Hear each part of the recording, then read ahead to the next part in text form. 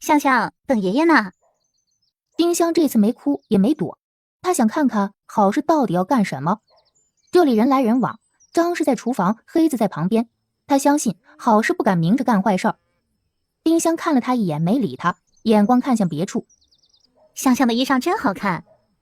弯腰扯了扯丁香的衣裳，丁香余光看见他食指和中指缝中的绣花针扎进了自己胸前的衣裳里，这是想在爷爷或爹爹抱我的时候针扎进我肉里了。切，这个坏女人。见好事要走，丁香招呼：三婶，潘迪姐姐呢？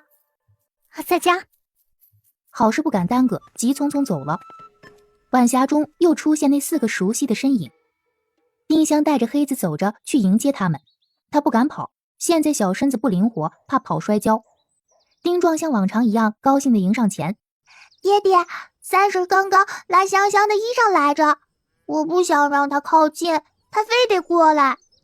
声音糯糯，像是孩子无意识的告状。他又指了指胸前有绣花针的地方。爹爹心细，听了这话不会马上抱他。果真，丁昭蹲下仔细看那个地方，有一个亮晶晶的小点儿。他的眸子猛地一缩，伸手从那里抽出一根绣花针。绣花针在暮色中泛着红光。知三婶拉了香香吗？有没有其他人拉过？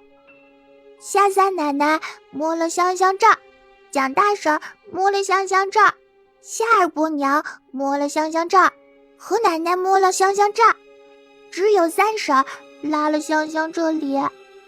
丁壮和丁昭充分相信丁香的聪明，再加上丁香的梦，就确定是好事在他衣裳上放了针。那个操蛋的娘们儿果真敢用针扎香香，老子揍死他！说着一溜烟往大房跑去。丁昭对丁立春说：把妹妹牵回家，再让你娘检查检查她身上。追着丁壮的背影而去。丁香没有阻止，的确该好好揍好事一顿，让他再不敢来招惹自己和2个小哥哥。丁立春不敢抱妹妹，小心翼翼牵着她回家，嘱咐道：妹妹好好走路，不要摔着。丁立人还想牵，丁立春阻止：你都走不稳，别摔着妹妹。那个坏女人，爷和爹最好打死她，打个半死，打死要砍头。又踢了黑子一脚。没用的狗子，妹妹被欺负都不知道帮帮她。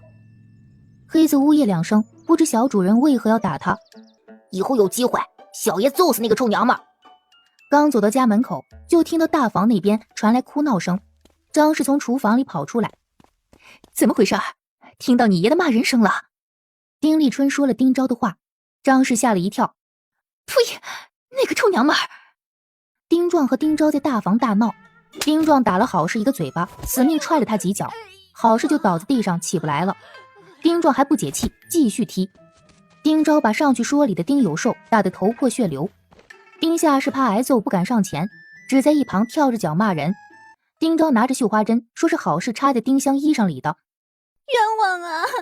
我没放针，只是喜欢香香拉了她一下，她身上有针，八成是张氏做针线时孩子玩针自己插在身上。再说有那么多人拉过她，凭什么说是我做的？你们太不讲理了！打人的白打了，挨揍的白挨了。丁夏氏和王氏心里了然，那根针肯定是好事放的。还有躲在水缸后面的丁盼地，冷冷看着眼前的一切。自己明明跟母亲说过不能干那事儿，可母亲偏不听。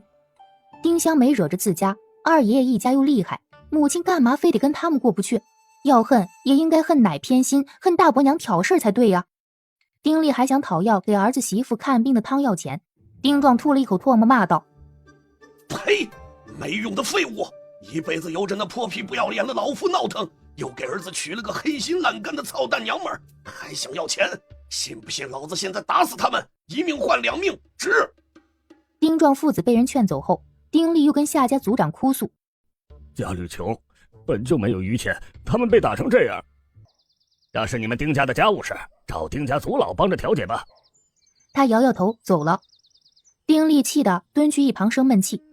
家里没外人了，丁夏是跑去好事身边骂着：你个蠢掉牙的蠢娘们儿，要放针也不知道避着点人啊，害得我儿跟着一起挨揍。婆婆，我没有放针。丁有寿更相信老娘的话。你臭娘们儿，你为什么要这么做？怎么敢去招惹那个不讲理的酒糟鼻？当家的我没有，是他们冤枉我。疼！香香聪明，刚才多危险呐！记住，以后不许好事靠近你。老天呀，自家的孩子怎么这么聪明，比丽人还聪明100倍，也难怪老父天天夸她要当女状元。丁壮把丁香抢了过来，后怕着说：也不可能时时的陪着你，以后一定要离好事那个操蛋娘们远着一些，还要像原来一样，她一走近你就大哭，看到没有？那个臭娘们真的想要用针扎你呀！又狠狠瞪了张氏一眼，抱着丁香进了屋。他不高兴了，觉得张氏没把孩子看好。爷，不怪娘亲的，娘亲做饭饭。吃完晚饭，丁壮坐在炕沿，丁香躺在他后面，2条有力的小腿蹬着丁壮后背。丁壮再累，只要孙女儿给他捶背，所有疲劳都跑光。3月初，村头那棵桃树缀满粉色小花，村后北福山翠色欲流，燕子也陆续飞回来了。丁香家檐下的4个鸟巢里住进3对旧雁，它们一看到丁香就围着它转，叽叽喳喳叫着，极是喜悦。都说燕子识故巢，飞越千山万水，离开了那么久还能找到旧家，真的很奇妙。而另一对没回来的燕子，应该是在迁徙途中丧生了。丁香又想起京城的家，不知道自己什么时候能够飞回去，能不能回去？这天黄昏，火烧云席卷西边天际，丁香又带着黑子站在院门口等人，跟路过的农人说着话。鉴于上次丁香身上莫名出现绣花针，村人只跟他说话，不敢摸他。香香又在等爷爷呢。还等爹爹和哥哥。夏二伯，今天3分姐姐来我家玩了，我们玩了折帕子。蒋大叔，今天我去你家买了豆腐脑，有芝麻的，好好吃。远处一个女人拖着瘸腿走路，是好事。听说好事的右腿被打断了，丁家大房不拿钱给他看病，还让他拖着病腿做家务。丁香一点都不同情他，活该。自从挨了丁壮和丁昭的揍，好事再也不敢接近丁香，连2房的院子都绕着走。终于盼到那4个身影，丁香咯咯笑着跑上前去。爷爷、爹爹、大哥、二哥。丁壮紧走2步，把他抱起来，笑道：哎呦，孙女儿又来接爷爷了。脸上是笑着，眼里却没有笑意。再看看爹爹和2个哥哥，脸色都非常严肃，应该是出了什么事儿，事儿还不小。丁香没敢再多话，紧紧抱着爷爷的脖子。进了自家院门，丁壮把丁香交给丁昭，自己回了屋。公爹怎么了？公爹居然没跟香香亲热。这是丁香进这个家以来第一次丁壮不搭理他。丁立人吸了吸小鼻翼，流出了眼泪。丁昭摸着2儿子的小啾啾，叹了口气：娘，我爷呀，终于为他爱吹牛的毛病付出了代价。到底怎么回事？快说呀！爷吹牛说，先生说弟弟学习有天赋，定能考上进士。先生求他，他才把弟弟送去先生那里读书，还逢人就讲，遇人就夸。这些话传到李先生和同窗耳里，害得弟弟被同窗笑话一整天。好在有我镇着，那些同窗才不敢太过分。同窗讥讽我，叫我牛近视，我恨不得脚趾头变锄头，挖个坑藏进去。爹娘，我不想去读私塾了，等到明年他们忘了这件事再去上学好不好？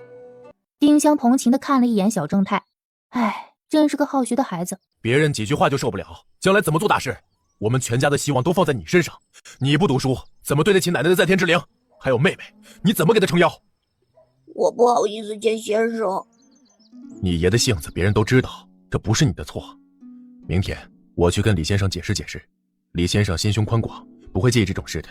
他对你寄予厚望，若是知道你因为这事儿不想上学了，那才会生气呢。先生真的不会介意？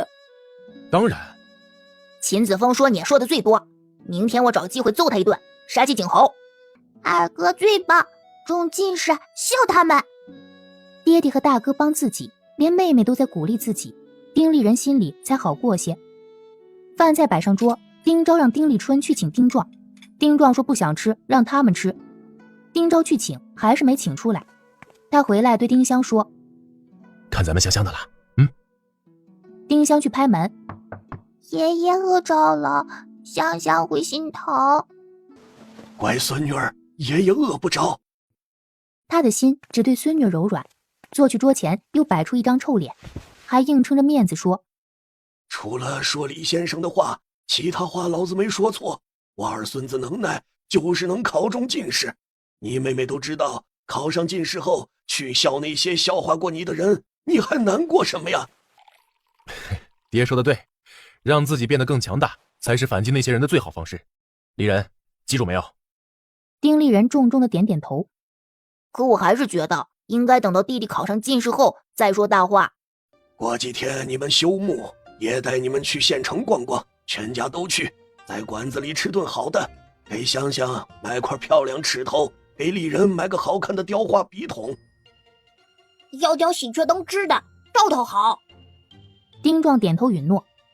爷，我也想要个雕花笔筒，雕大鹏展翅的。你不是读书的料，要什么笔筒啊？我那个大铁锤传给你，将来好好的打铁。丁立春气得小翘嘴更翘了。丁香一直不赞成丁壮对丁立春的粗暴态度，劝过几次他都不听。丁壮不可能不喜欢这个要继承他衣钵的长孙，但对长孙的态度总是那么生硬。你们去县城玩吧，铺子忙。让石头和梁子做就行了，钱是挣不完的。你也不要去当游医，好好的放松一天，再去池子家里看看。我想三孙子了。这是丁香第2次去县城，十分激动，伸长脖子四处瞧着。大片良田绿浪滚滚，农人在地里忙碌着，路边垂柳随风摇曳，随处可见绿油油的野草和不知名的野花。这里是鱼米之乡，水资源极其丰富。抬头望向长空，有几只鸟儿在空中飞翔。丁香想飞飞了。菲菲就是那只断了腿的雏鹰，上年夏天来家里看望过丁香，那时丁香刚学会说话，给鹰起了这个名字。丁香特别羡慕菲菲，4岁就成年了，想怎么飞就怎么飞。而人类，4岁还是幼儿，还要在大人的保护下生活。牛车走过大片麦田，就到了黑龙河。河道是平整的官道，沿着河道向北，牛车走1个半时辰就到了县城的南门。进了城，丁昭直接把牛车赶去离城门不远的车行寄存。一家人走路逛街，他们先去了墨斋，给丁立人买了个雕了喜鹊灯枝的笔筒。我有4方钱，给大哥买个大鹏展翅的。香香还记得大鹏展翅，真聪明。除了我的孙女儿，谁的孙女儿也做不到。香香的4方钱留着买糖吃，也掏钱。丁立春感激地看了妹妹一眼，妹妹真好。他们又去布庄给丁香买了一块水绿柳色的绸子，夏天做裙子凉快好看。午时末，几人进了天香居。哟，客官，要点点什么菜啊？我想吃4喜丸子。我想吃5香扒鸡。丁香鹦鹉学舌，丸子扒鸡。一个4喜丸子，一个5香扒鸡，一个卤豆干，一个素6小白松，一个粉丝汤，一壶2锅头。家里难得这样奢侈，喜得丁立人抓耳挠腮。酒菜上来，张氏为了丁香，又自己快速吃完饭，提出去绣房卖他攒了2个月的烙子。他不是想背着他们卖钱，而是丁壮父子觉得自己是大男人，不喜欢逛绣房。丁壮拿出20文大钱说道：“给香香买2朵漂亮的头花。”爹，我有钱。丁昭想把丁香接过来，丁香抱着张氏的脖子。香香要去绣房。他早就想去逛逛绣房了。金丝绣房在酒楼斜对面，一进绣房，丁香的眼睛就不够看了。挂在和摆在木格上的荷包、团扇、绢花、绒花、结子、烙子等小物品，色彩斑斓，款式多样。女掌柜看到丁香，吃惊不小。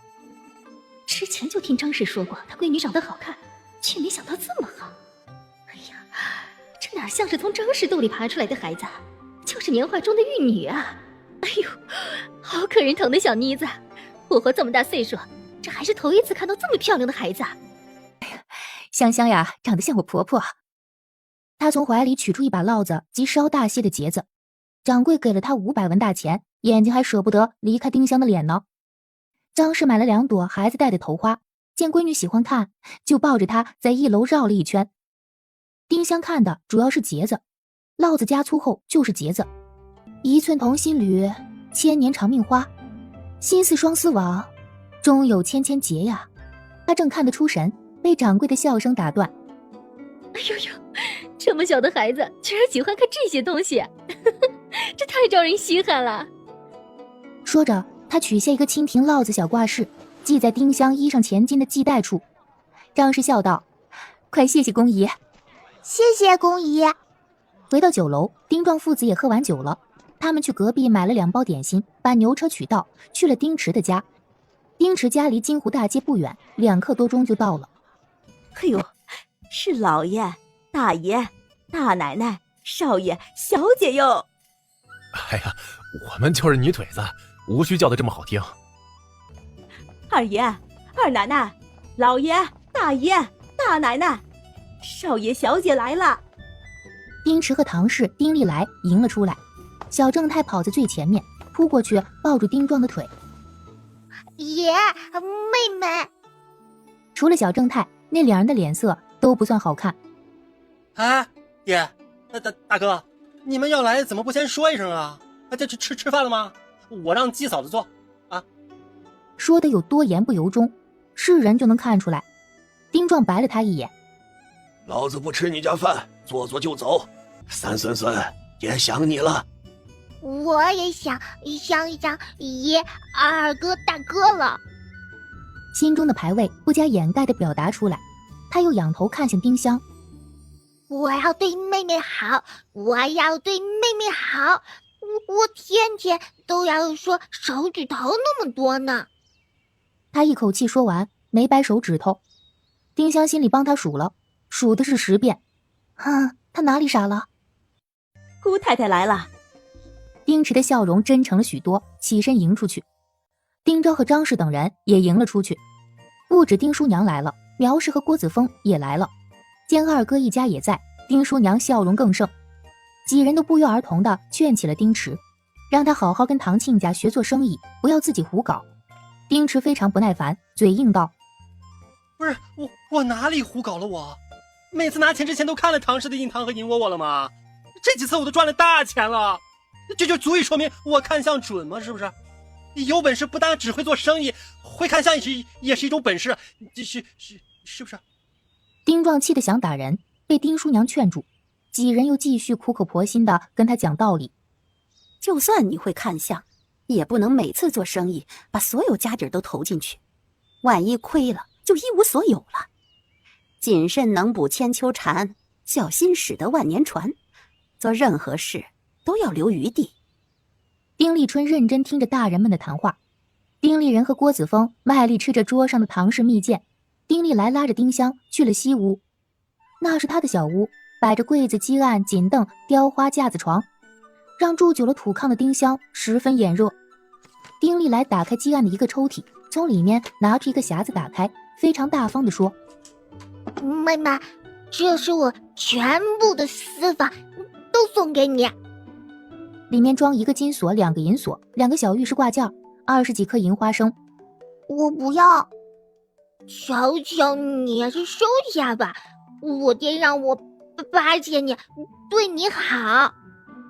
这是被他爹彻底洗脑了。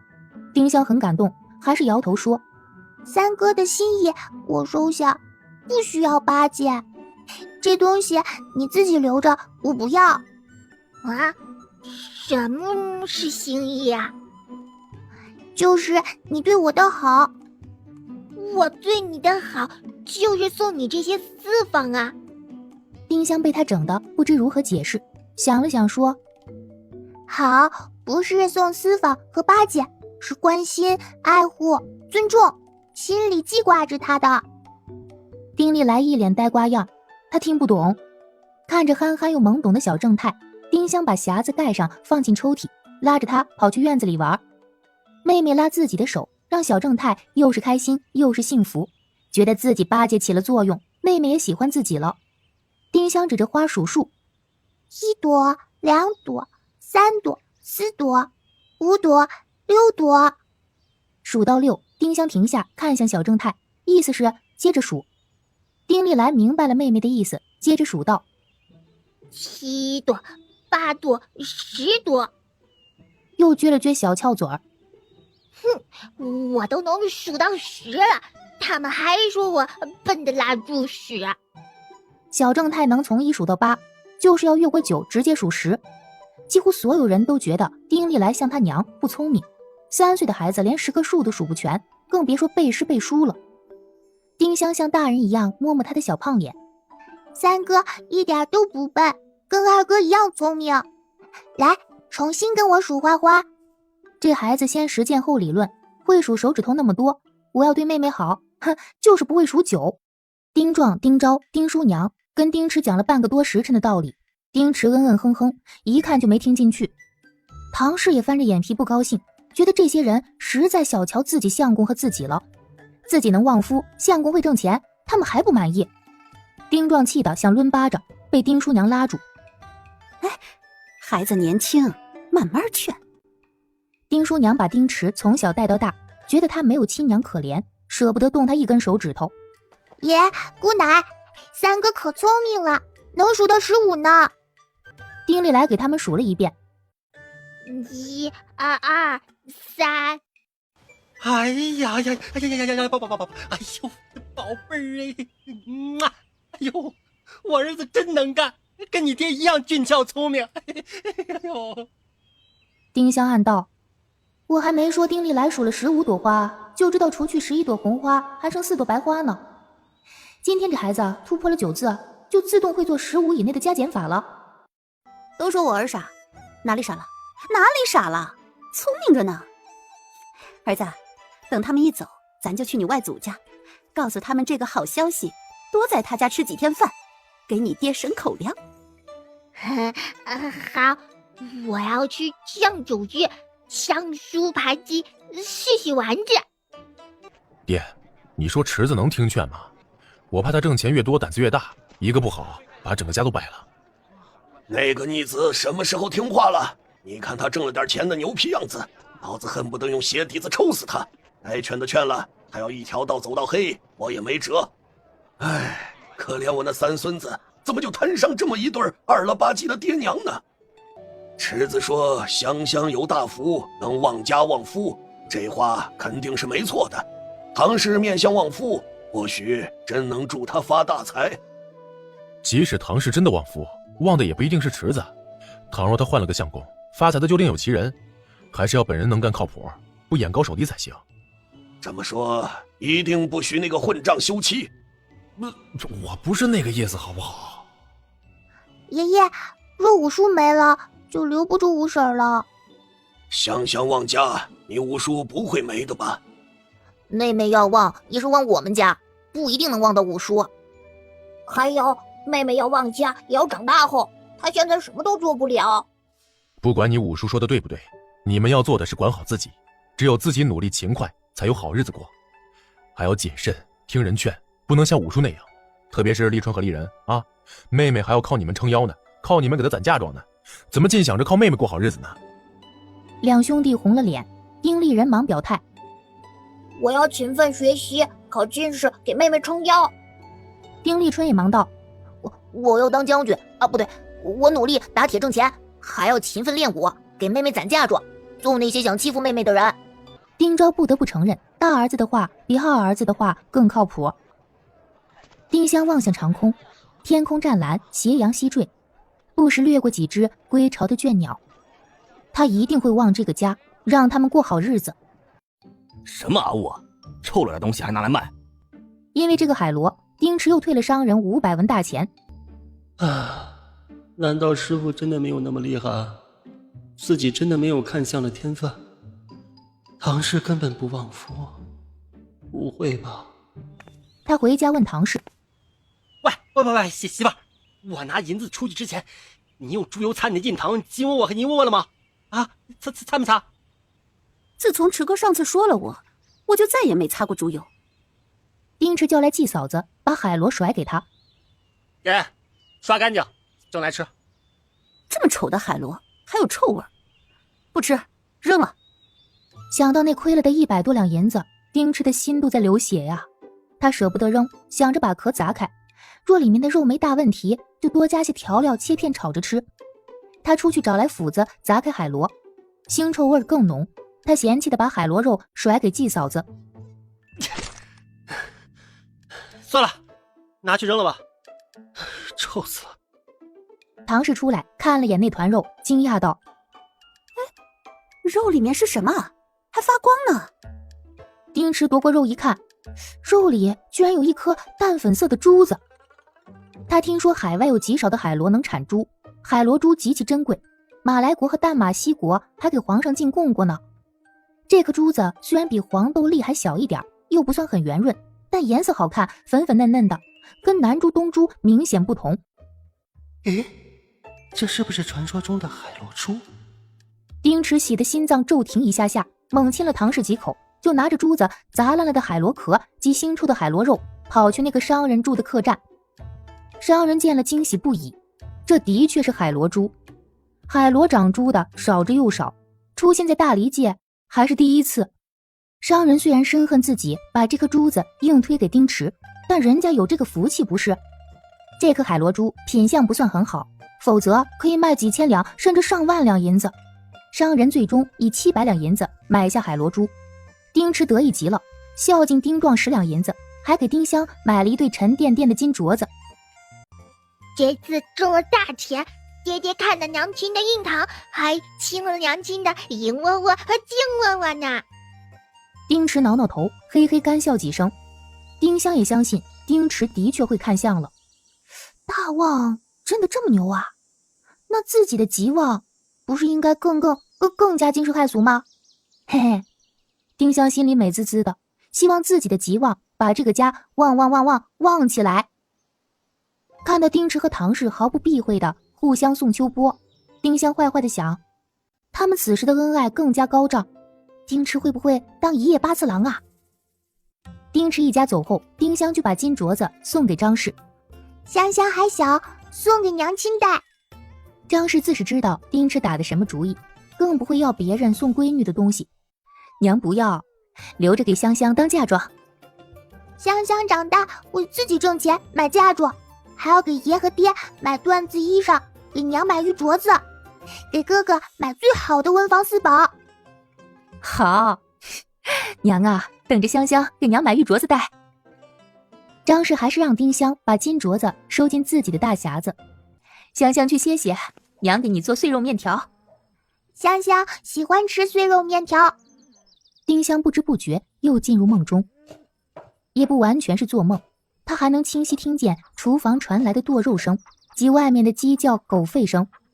突然她的眼前开阔起来，出现另一片天地，蓝天辽阔悠远，几只大鹰在空中翱翔，天空底下是山林，树木高低起伏，红黄绿相间，溪流纵横其间。一只大鹰头朝下俯冲而去，冲进灌木中，几秒后又飞起来，嘴上多了一只灰兔子。大鹰在空中飞行了1-2分钟，又俯冲而下，来到一处峭壁上。飞，丁香的嘴动了动，却叫不出声。这只鹰正是菲菲，它已经长得很大了。这里是菲菲的家吧？红苹果。香香，香香，快醒醒！哎呀，咋出了这么多汗呀？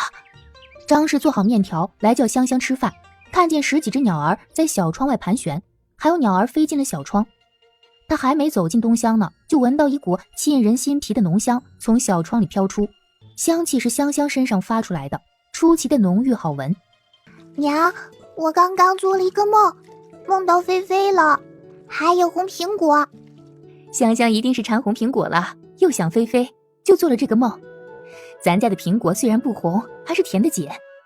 现在吃饭，下场吃苹果啊！丁香的确是想菲菲了，也想吃红苹果，但绝对不是因为这2个原因做了那个梦。张氏起身把鸟儿赶出屋，娘烧了热水给香香洗头洗澡。香香记住了，以后不要大动，也不能穿太多，每天必须带药丸，要出汗了就去人少的地方，不能让别人知道你身上有香气，有坏人。香香真乖，过会儿子吃苹果。酸，不喜欢吃。哥哥喜欢。难得吃一次水果，有些酸味的苹果，丁香也喜欢吃，但他在这个家承受的爱太多，他想分一些出去给哥哥。若他不说酸，那些掉下来的苹果一大半会进他的嘴。丁壮舍不得把他喜欢的东西分出去。刚穿好衣裳，院门就响了，是丁真小萝莉。小萝莉已经3岁半了，偶尔会一个人来二房串门子，话也说得好听。二伯娘，我来带香香妹妹。张氏笑着把她牵到院子里，跟丁香一起坐在房檐下，又切了2小块苹果喂进他们嘴里。你娘身体还好？好，娘亲要给我生弟弟，我们家要有男娃啦。赵氏又怀孕了，3房一家都迫切盼望她能生个儿子。二伯娘今天买了猪脚和肉，让你爷和你爹来我家喝酒。我现在就去跟我奶说。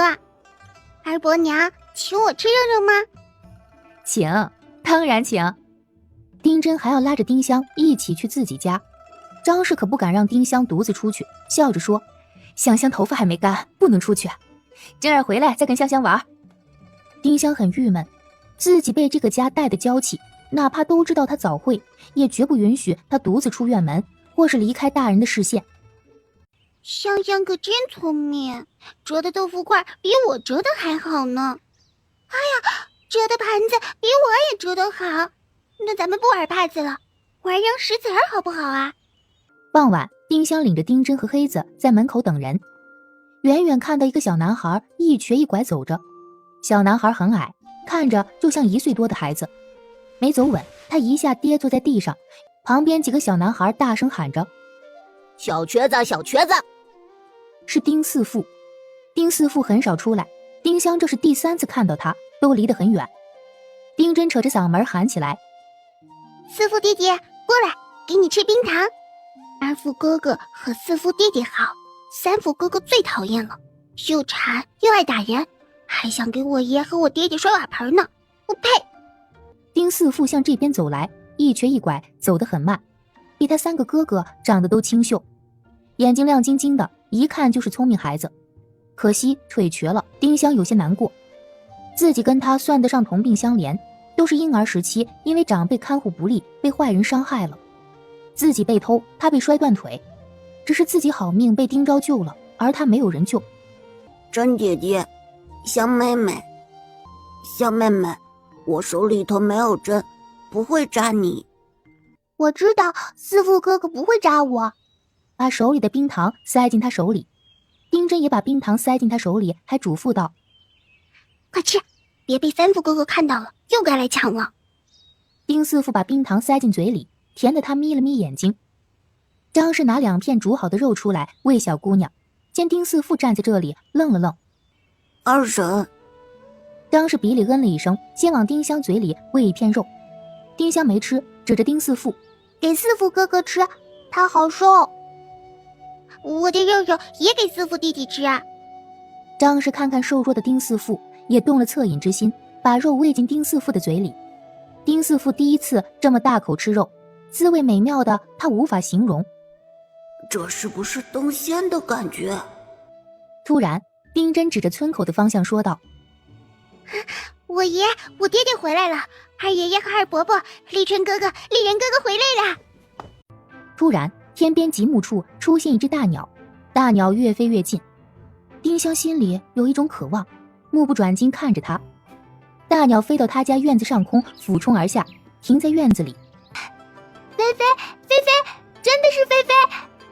大鸟放下尖嘴上的东西，冲丁香叫着。丁香搂着菲菲的脖子，欢快地跳起来。菲菲，我好想你。丁立春和丁立人听见动静，都跑了过来，摸着菲菲跟他说话。菲菲虽然没有用大翅膀扇掉那4只讨厌的手，但也没有看他们一眼，他的目光自始至终温柔地看着丁香。3人一鹰正闹着，听到丁昭的惊叫声：红苹果！丁香兄妹抬头看去，丁昭手里拿着一个大红苹果。菲菲张着尖嘴冲丁昭嘎嘎叫起来，大翅膀张开，目露凶光，一副要吃人的架势。这是菲菲送给香香的。他把红苹果递给丁香，苹果太大，丁香一只手拿不了，得2只手捧着。苹果不是通红，而是挂着一圈一圈的红，还有些许青色，上面有一个洞，是菲菲尖嘴扎的。豹鹰尖嘴里有几根坚硬的倒刺，既是撕咬敌人的武器，又有利于衔东西，衔多久都不会掉下。丁香惊得头发差点竖起来，这个苹果跟自己梦里的红苹果一模一样。菲菲，这苹果你是从什么地方捉来的？菲菲当然不会说话，她收起翅膀，又温柔地冲丁香咕咕着，意思是送你的。丁壮也走过来吞下看红苹果。菲菲真聪明，知道香香喜欢吃红苹果，就叼了来呀。这个苹果怎么这么大呀？是啊，我还是第一次看到这么大的苹果呢。丁香的灵魂才归位，强行把心里的狐疑压下。红苹果又脆又甜又多汁，比之前吃过的苹果都好吃。这苹果要是熟透了，会更好吃。把苹果籽种在盆子里，长苹果树。小人精，就你能耐，这苹果还没有完全成熟，这籽呀不容易种出树苗。说是这么说，还是让张氏把苹果籽泡泡，明天种在破瓦罐里。丁昭给菲菲喂了水，又把挂在檐下准备明天给丁香熬肉粥的一小条瘦肉取下来给她吃。老鹰吃猪肉不好，但偶尔吃一次也无妨。菲菲稀罕香香，每年都要飞回来看看，这次还送了礼。明天杀只鸡，肉给菲菲吃，希望她能多留2天，骨头炖汤咱们喝。丁立春和丁立人高兴地跳了跳，他们既高兴菲菲能在家里住，又高兴明天能喝鸡汤。丁立春把一个大篮子拿出来放在东厢房檐，里面还有干草，这是菲菲来家住的窝。丁香拖着大篮子进了东厢，菲菲跟在他后面。香香要做什么？外面冷，让菲菲住南屋。他夜里有事要做。看到菲菲对丁香的依恋和友善，众人默许。南屋没有点灯，窗外星光射进来，一人一鹰腻味在一起。直到张氏叫丁香睡觉，丁香才把菲菲放进篮子里。睡觉前，丁香说冷，一定要让张氏把小窗关紧。他面朝里侧卧在炕上，眼睛瞪得溜圆，困了就掐自己一下，不能睡。等了许久，丁昭和张氏才进屋歇息。他们以为丁香睡着了，小声说着话。小叔抠门，挣了那么多银子，只孝敬公爹10两。听说他孝敬了姑姑20两，给唐家买了20两的礼呢。他对爹和我有怨气，不是给香香买了金镯子吗？他挣再多钱都是他的，与咱们无关。只要他能安安稳稳过日子，不气爹就好。他给香香买镯子，是因为香香有福气。当家的，他看相真的那么准？或许准吧，我也不知道。好不容易等到丁昭和张氏传来轻鼾声，丁香悄悄绕过他们，爬到炕沿，滑下地。他没敢穿鞋，轻轻打开门，穿过堂屋，去了南屋。屋里朦朦胧胧，篮子里的菲菲立起小脑袋看着丁香，眼里似有惊喜。丁香把门关紧，又踩着凳子把窗户关好，怕香气传出去，又怕有什么东西钻进来。丁香从柜子里找出最厚的棉袄，她冬天穿的衣裳都放在这里。穿上后爬上小榻躺下，又看着菲菲拍了拍小榻，意思是上来跟我一起睡。菲菲搞懂了他的意思，飞来丁香旁边趴下。丁香想出香汗，她是觉得她在香气中做的梦很诡异，不知是预知还是什么，她想再做一次试验一下，哪怕没做梦也算给菲菲一个福利，让菲菲以后经常来家里串门，最好能住几天，再训练一下她，让她领会自己的意思。丁香知道自己家穷，菲菲待久了养不起，等以后她挣很多钱，菲菲也练好了本事了，再多留她。听说豹鹰的寿命长，跟苍鹰一样，活30年没问题，最多的能活60-70年。他们有的是时间相处。又想着，若是以后能给家里带些人参什么的就好了。前世看网文就是这么写的嘛。屋里密不透风，穿着棉袄的小身体越来越热，汗越来越多，特别是腋下，汗把衣裳都浸湿了。香气越加浓郁，菲菲的小脑袋钻进丁香的胳肢窝。丁香似乎睡着了，但他知道他没有完全睡着。远处几声蛙鸣听得清清楚楚，他的灵魂似出窍一般，眼前一下开阔起来。深邃的夜空辽阔无垠，漫天繁星璀璨。镜头慢慢下滑，看见一个小院，小院似曾相识，院子里的花草在夜风中摇曳，一个小窗透着橘色的灯光。丁香想起来了，这是丁池在县城的家。镜头继续滑下，向前推进，穿过橘色小窗，看到屋里遮着紫红色罗帐的架子床正在激烈的抖动着。丁香大概猜到里面在干什么了，他想大叫：打住，停下，不要前进！可他叫不出声啊。快点醒来，快点醒来，我不要看呐！醒啊！丁香想呐喊，可就是喊不出来。丁昭和张氏被吵醒了。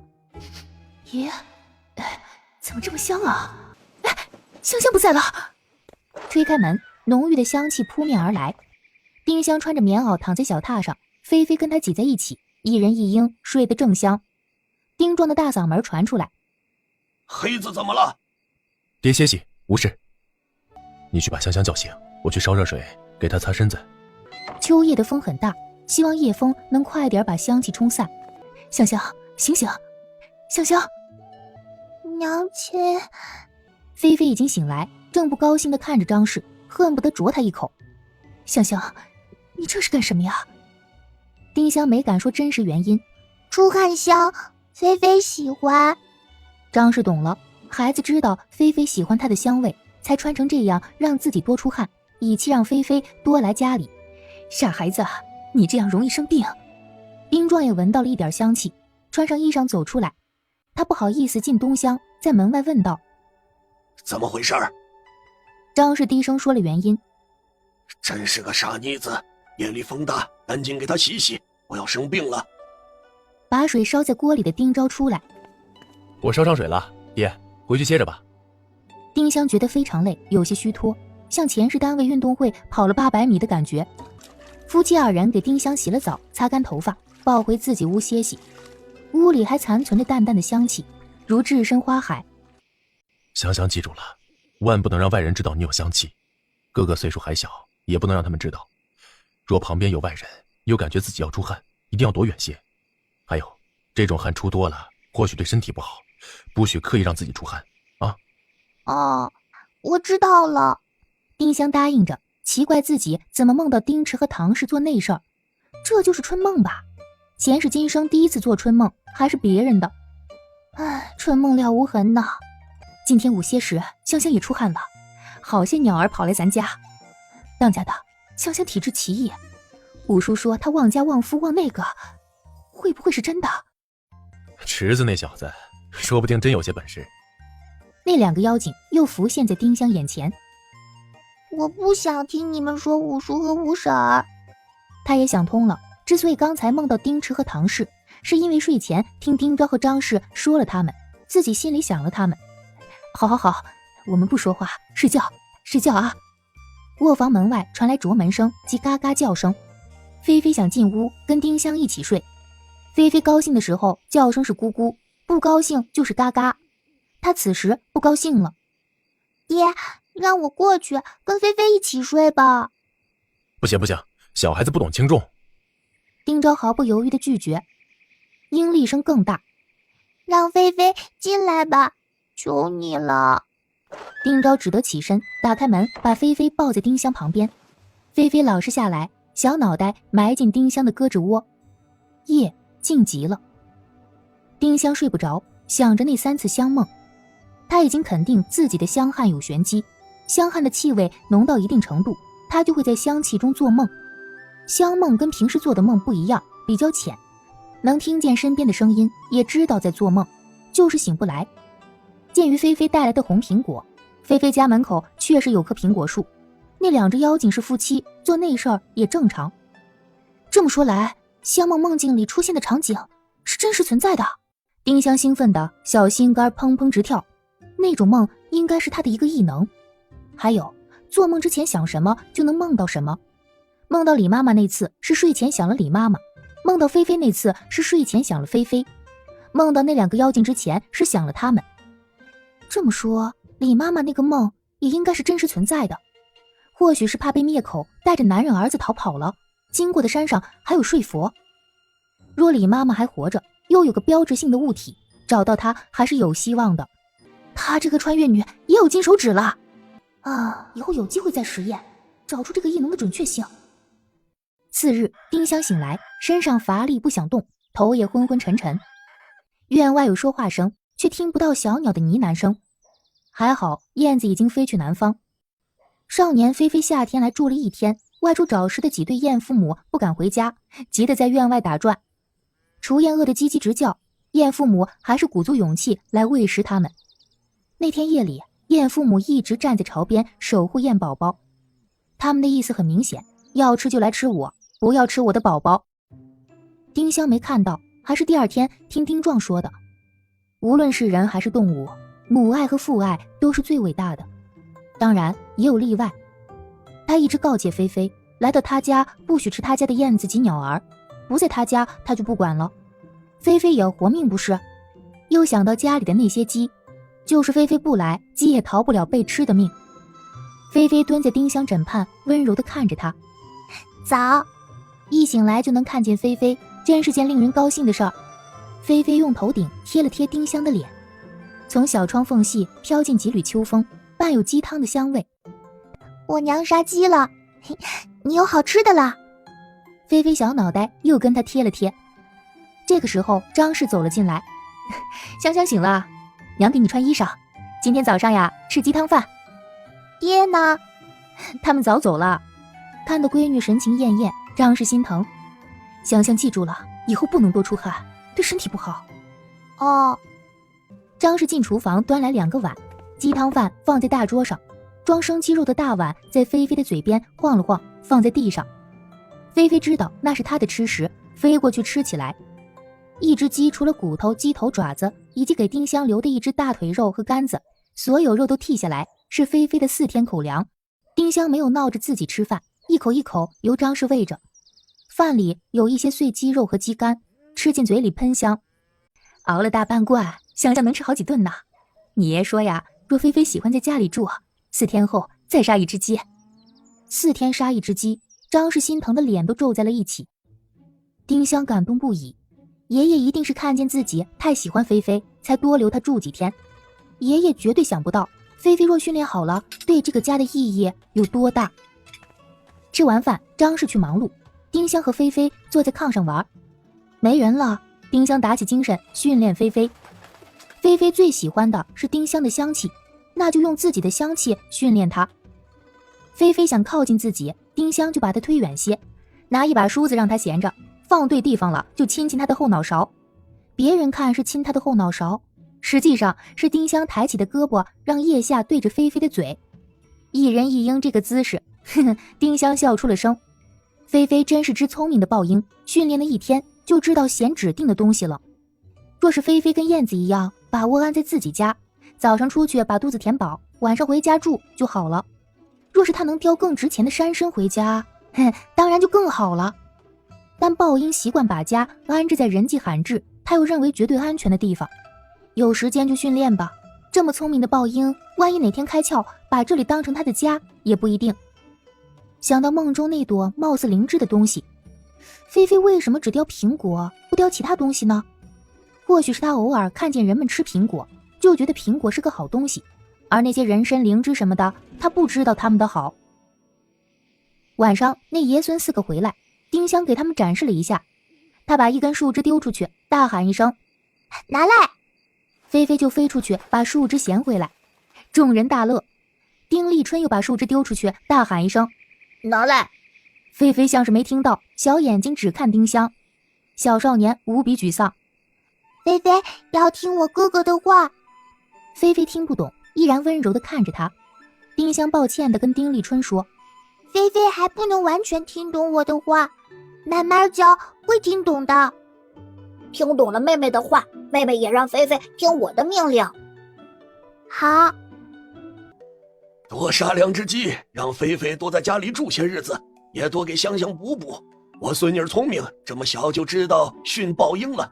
这小东西野性足，听说有钱人家抓到豹鹰，要找专人训练它。经过这么多天的训练，聪明的菲菲已经能听懂几句丁香的口令了，也听懂了苹果的意思。丁香把东西丢出去，再一指那个东西，拿来，菲菲就会把那东西叼过来。丁香指一个方向，飞去那里，菲菲便会飞向那个地方。丁香一说苹果，再指一指院子里那棵苹果树，它就会飞过去啄一个苹果到丁香手里。丁香试图教它啄一根苹果树枝，但菲菲依然啄的是苹果。几天下来，祸害了10几个苹果，让张氏极是心疼。他有些生气，香香，苹果还没有熟，这么霍霍可惜了。丁香不能说他有一个痴念，他想让菲菲啄一根苹果树枝回来搞嫁接，那里的红苹果比人种的苹果好吃多了。苹果籽到长出苗，到种下地，再到结出苹果，至少要用8年时间，但若是树枝嫁接，3年时间就能结果。何况自家种下的苹果籽不一定能长出苗。训练菲菲，让她先红苹果汁来咱家。张氏可不相信菲菲会叼苹果汁来自己家，哪里有那么聪明的鹰？你让他叼苹果汁，他就叼苹果汁呀。他气得第一次告了状，奈何丁壮和丁昭都舍不得怪丁香。苹果捉下来也没有浪费啊，咱都吃了不是？那点钱咱们家还是有的，香香高兴就好。等到有卖红苹果的，再贵也给香香买2个回来解馋。张氏无法，丁香还让菲菲做了一件不可思议的事儿，就是让她衔着空篮子低空在院子里飞，给她比了高度，离地面1尺多高。菲菲衔着篮子飞行倒是很快学会了，就是飞得太高，训练到第15天下晌，终于掌握好了高度，觉得差不多了，丁香就坐进篮子里，让菲菲衔着篮子罢飞。飞得不高，摔着也不怕，以防万一，丁香还把小哥哥的一顶棉帽子戴在头上。他现在体重只有20斤出头，菲菲叼得非常轻松。菲菲叼着装丁香的篮子飞起来，丁香兴奋地尖声大叫，有种前世在游乐园里坐小飞机的感觉。走出厨房的张氏吓得魂飞魄散，第一次拍了丁香的小屁股。你也太淘气了，菲菲是鸟不是人，万一飞高了会摔死人的。丁香第一次任性起来，大哭道：香香就是要做菲菲，香香就是要做菲菲嘛。丁香嚎得前额渗出汗来，院子里弥漫着淡淡的香气。她如此就是要抓紧时间训练菲菲。菲菲也生气了，瞪着眼睛冲着张氏嘎嘎大叫。张氏正不知所措，丁壮提前回来了。明天菲菲要走，他专门买了半斤羊肉回来喂她。还没进院子，就听到孙女的哭声。他大踏步跑回来，拍着院门吼道：开门！谁惹我孙女了？张氏把门打开，说了那件事儿。太危险了，摔坏了怎么办呢？丁香抱着丁壮的大腿继续哭。香香要做菲菲，菲菲聪明，不会飞高的。看到孙女哭得厉害，前额的青筋都胀了起来。丁壮心疼了，想到一个好主意。他进屋找出一根麻绳，一头系在丁香腰上，一头系在菲菲身上。即使菲菲飞高了或者篮子翻了，丁香也摔不下来。而且拉紧的绳子让菲菲吃痛，她自然会飞下来。丁壮敢这么做，心里跟丁香一样，都相信菲菲的聪明，以及菲菲对香香的眷恋。有了安全措施，菲菲就衔着装丁香的篮子飞了一圈又一圈。她真的非常聪明，还知道篮子底要避开障碍物，避不开了就往高了飞，离障碍物也不超过2尺。丁真来做客，看到这一幕欢喜极了。我也要菲菲，我也要菲菲。丁香拉着小姐姐求了半天，菲菲才捡起篮子飞了2圈。等到丁昭父子3人回家，又给他们表演了空中飞人。丁立人也要求做菲菲，他有些重，40斤左右。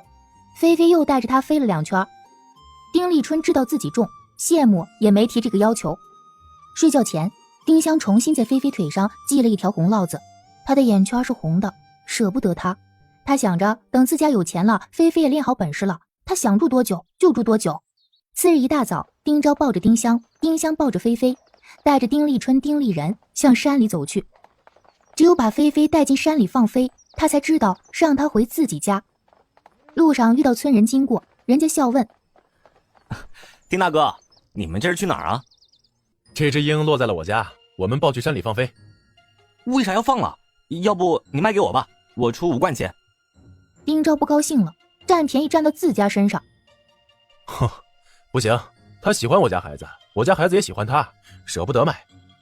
丁真知道今天早上要放菲菲走，老早就起床站在自家大门口了，看见他们也要跟着去放飞。丁立春就背着他一起去。走上之前的那个山坡，菲菲搞懂了他们的意思，眼里也流露出不舍。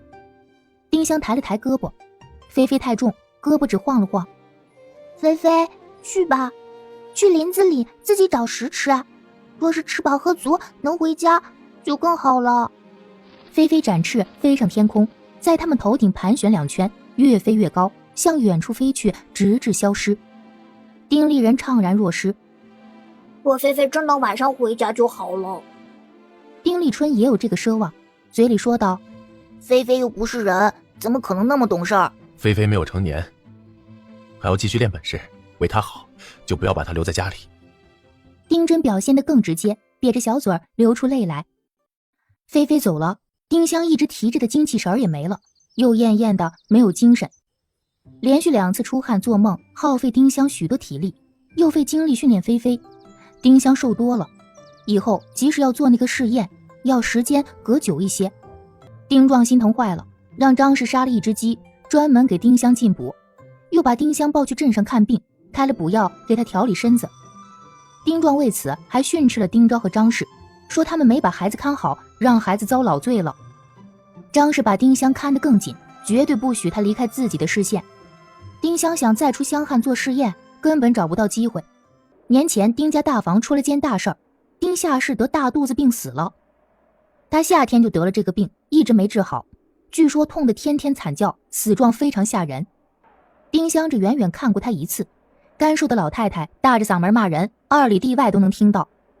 丁壮和丁昭高兴坏了，老乞婆终于死了，还死得这样惨，该。他们不仅没去吊丧，还让张氏整治了1桌好菜，父子2人喝酒以示庆祝。丁壮还想放爆竹庆贺，被丁昭劝住。他倒不是因为丁夏氏，而是为了丁立人。大嫂死了，小叔子放爆竹容易引起公愤。丁立人将来要科考，不能让他像自己一样没人愿意当保人。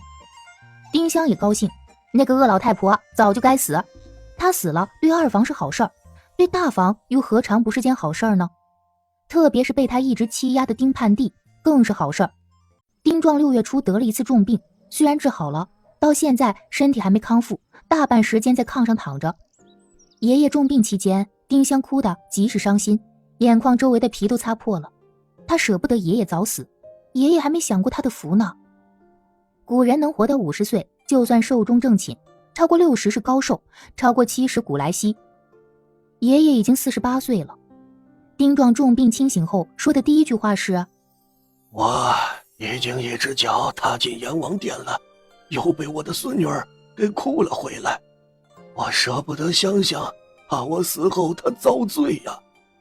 丁昭和张氏觉得老爷子这话是在敲打他们，吓得2人赶紧保证，不管何时都会心疼香香，不让她受一点委屈。这天晌午，丁昭父子3人都去了镇上打铁和上学，只有丁壮和丁香在堂屋吃晌饭，是2碗鸡蛋面，喷香。张氏自己在厨房吃素面。丁壮感觉身体好多了，问道：香香，晚上想吃什么呀？我想吃韭菜饺子，多放些肉。根据他3年经验，丁壮一问这个话就是想吃饺子了，这是他的最爱。乖乖孙女儿，也想吃韭菜肉饺子。张氏进来收碗，丁壮说道：晚上吃韭菜饺子。见公爹终于有胃口了，张氏很高兴。肉没剩多少，再加点鸡蛋和油渣就够了。乖孙孙，回去歇着，别累着。晚上2房吃饺子，丁壮让丁立春去把丁山父子请来喝酒，他们乐呵呵带着1小包饴糖来了。丁琴把糖塞进丁香手里，丁香道了谢：我说说甄姐姐呢？在家里面带大牛。赵氏在今年2月终于生了一个儿子，取名丁大牛。取这个名字当然是为了好养活，还期许能有2牛3牛。自从有了丁大牛，丁真小萝莉就不像原来那么轻松自在了，也很少来2房玩。5岁的小萝莉要做许多事，带弟弟烧火捡柴、洗菜摘菜、喂鸡喂鸭等等，她再忙再累都高兴。他有了弟弟，爹爹有了儿子，自家的东西就不怕别人惦记，将来也有依仗了。不喝了。的笑比哭还难看。咱们都不喝，把酒拿出去，只吃饺子。正说着，外面传来吵闹声。丁立春和丁立人跑出去看热闹，过了一会儿回来说：“是老毕家大房、3房、4房又去2房闹，要把何大娘和青丫姐赶去村头的破房子住，他们哭着要跳井呢。”贪得无厌，兄弟死了，占了人家的田地，还要占房子，连母女俩的活路都不给。去跟夏立正说说，不要闹出人命。吵闹声终于停息。晚上下起雨来，一连下了几天，下得酣畅淋漓，天气彻底凉爽下来。丁壮觉得身体完全恢复了。这天早上同儿子孙子一起去镇上铁铺干活，一直提心吊胆的丁香终于放下心来。爷爷身体彻底好了，他也有心思做别的了。他要逐步展现自己的天才，为这个家多多的挣钱。先从他接触最多的打烙子开始。不是这个，是娘亲打烙子的线。娘亲不给，我就找爷爷和爹爹要，他们定会给我。这个时代的线分几种，1股和2股的线是绣花线，3股线缝衣裳，4股线缝被子，5股线最粗，是专门打烙子的线。张氏无法，只得给了他2根蓝色5股棉线。丁香不愿意，用1根蓝线换1根黄线，先打张氏打过的梅花形扇坠。他的小胖手指头不灵活，打出的烙子松紧不一。除了吃饭，他就一直坐着打，大半天才打好了1个小扇坠。蓝色花瓣嫩黄芯子，还掉了点黄色流苏。张氏惊掉了下巴，老天啊，香香真会打烙子，还打得这样好，难怪你爷总说你是胶东头一份儿，还真是。丁香诺诺地说：“香香是跟娘亲学的，看看就能打得这样好，没有谁比香香更能干了。”张氏由衷的夸奖。也享香香的福了。改天你去县城一趟，买把好些的大折扇回来。丁立春也道：“多买几把，妹妹还要给我打呢。”丁昭点头许诺，他也想要闺女打的扇坠。丁壮高兴孙女能干，拿了20文大钱奖励他。钱别都攒着，向你二哥学学，有钱就买好吃的。丁香乐颠颠的把钱放去大匣子里存着，当以后的启动资金。她现在是家里的小富婆，钱加首饰比丁昭和张氏的私房还多。晚上全家正在吃饭，听见院门被拍得啪啪作响。丁立春跑去开门。谁呀？他有些生气，敲门不会好好敲呀。郭良的大嗓门：“立春，是我，你可快开门！”口气又急又冲。门一打开，郭良冲进来，又急吼吼向上房跑去。他一头汗水，跑得头发都快竖起来，大着嗓门喊着：“二舅，表哥，出大事了！”丁昭迎了出来：“是我姑出事了。”“不是我娘，是池子，他闯大祸了。他。”这话把屋里的人都惊得站起来。郭良跑进屋子说：“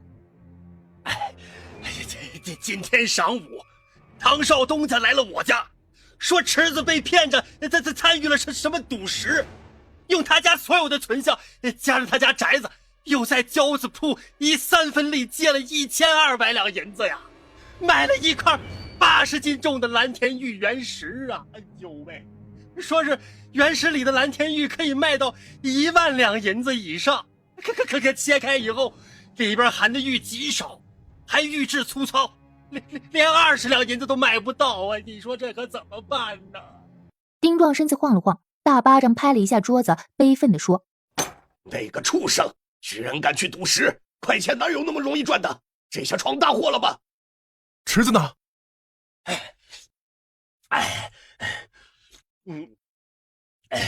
那听说池子5天前让季嫂子把丽来送去唐家，并没有说他闯下的祸事。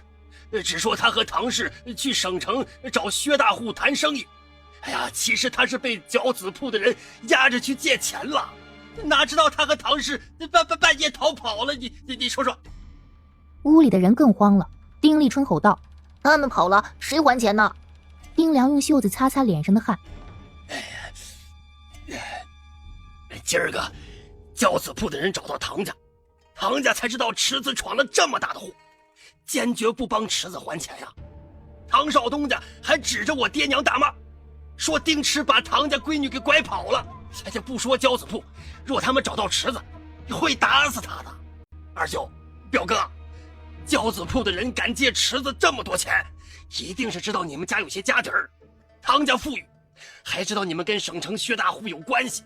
若他们找不到池子，薛家和唐家又不帮忙，这所有的债务就都压在你们身上了呀！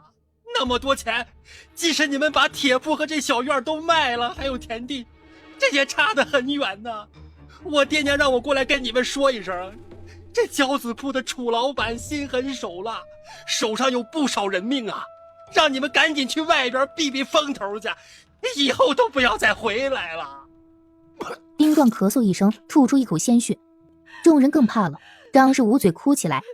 丁香滑下椅子，抱着丁壮的大腿哭：“爷爷，你不要气坏身子。”丁昭扶住丁壮说道：“爹，只要人在，不管什么没了，我们都可以从头再来。若是人没了，就什么都没了，你一定要顶住。”丁壮颓然坐在椅子上，双眼无神，无力地骂着：“畜生，畜生！我们这个家被他毁了，天天在那儿做白日梦，想赚大钱，想当首富，哪有那么容易呀？他倒是带着媳妇跑了，把烂摊子甩给了老子，这一大家子该咋办呢？”丁昭脸色更加苍白，若有所思地说：“怪不得，前几天起我就看见村边有几个陌生汉子转悠，他们定是交子铺的人，专门来看着我们的。若是找不到池子，薛家和唐家再不管，就会找我们要钱。爹，怎么办？”“除了还钱，还能怎么办？爹对不起你们，把你们这一房拖下了水。我丁红鼻子在古安镇是一霸，在临水县城就是一个屁呀！我不怕死，却不能让我的孙子孙女受苦，特别是香香，她还这么小。”他看了丁香一眼，眼圈都红了。“我去跟他们打个商量，我和芝娘、立春在家里筹钱，爹带着丽人、香香去芝娘娘家避一避。你们老的老，弱的弱，或许他们不会为难。”“你觉得交子铺的人能跟你讲道理？他们已经让那个畜生跑了，怎么会再让我们跑路呢？哪怕他们找到了那个畜生，他拿不出钱来，把他打残，把他打死，最终还是会来找我们讨钱的。把我们的全部家底拿出来，再找亲戚朋友借一些，不够的就以3分利继续借，借亲戚朋友的钱按1分给利息。”“哎呀，我爹娘说了，若二舅要带池子还钱，就把池子送我们家那60两银子都拿回来，再借给你们40两。哎，我们也只能帮这么多了。”“大恩不言谢，借你们的钱，哪怕我这一代没有还上，立春和丽人也会还。城门关了，晚上你去三叔家住吧。”“那行，明天一早我就回家取钱。”“昭子同你一起去县城，他去唐家，看能不能借点钱回来。